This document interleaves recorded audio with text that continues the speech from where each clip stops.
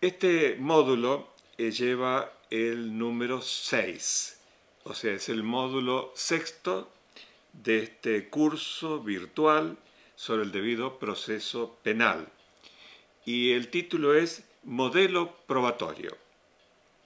Como en todas las grabaciones que hemos hecho, las filmaciones, como figura en los textos que se acompañan a las filmaciones y como se deduce de las filminas, me voy a referir a principios generales, o sea, principios aplicables a cualquier proceso penal,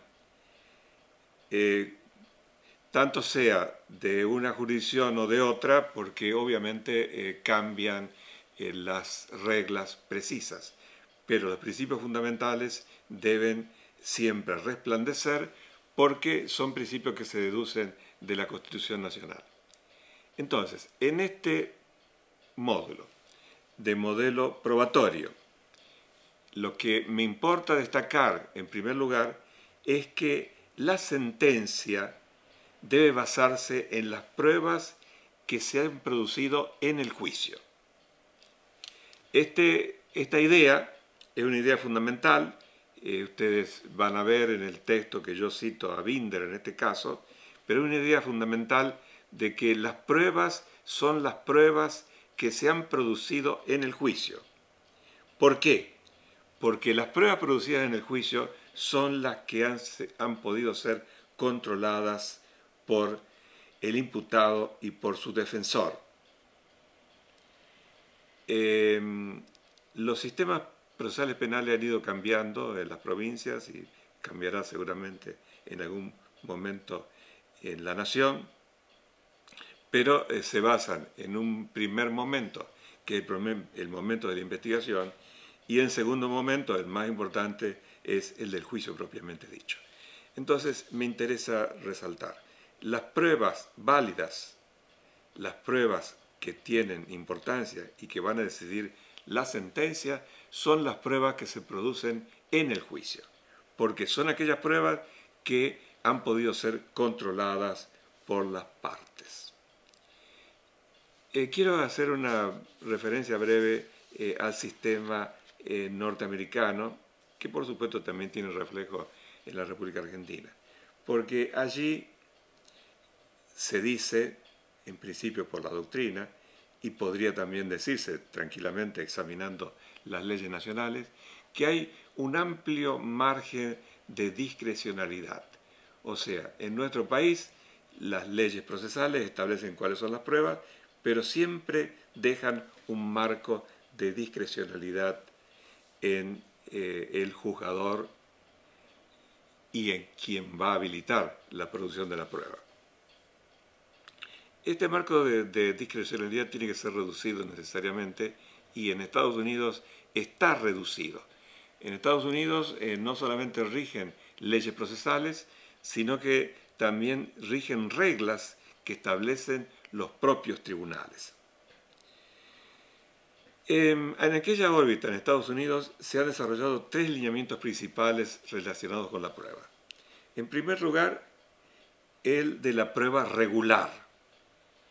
Obviamente la prueba regular es la prueba que también tenemos nosotros en nuestros respectivos códigos procesales penales. O sea, cuando el código establece cuáles son las pruebas y cómo está regulada cada prueba, esa es la prueba regular nuestra y la de Estados Unidos y la de cualquier país que siga sistemas semejantes. Pero también hay un modelo, una posibilidad de la prueba libre. O sea, aparte de la regulada, hay una posibilidad de la prueba libre. En el sentido de que se pueden incorporar otras pruebas siempre que estas pruebas sean atinentes al juicio, obviamente, sean útiles para el juicio y sobre todo que se pueda controlar su eficacia y de qué manera refleja esa prueba la realidad. Incluso todos nosotros recordamos que nuestros códigos procesales civiles provinciales también tienen la misma regla. O sea, permiten incorporar otras pruebas, aunque no sean aquellas previstas por el legislador, siempre que se cumplan los requisitos que recién he mencionado. Y la tercera regla, que también se emplea en nuestro país, y se emplea justamente como reflejo de la jurisprudencia norteamericana, es la regla de la exclusión probatoria. Y la exclusión probatoria se da cuando la prueba obtenida y que se quiere incorporar al proceso y que se quiere incorporar al juicio oral, es una prueba ilegal. O sea, una prueba que no tiene ni regulación ni está adecuada al principio de libertad de prueba, sino que es una prueba obtenida ilegalmente. En Estados Unidos, y acá se la conoce como el fruto del árbol venenoso.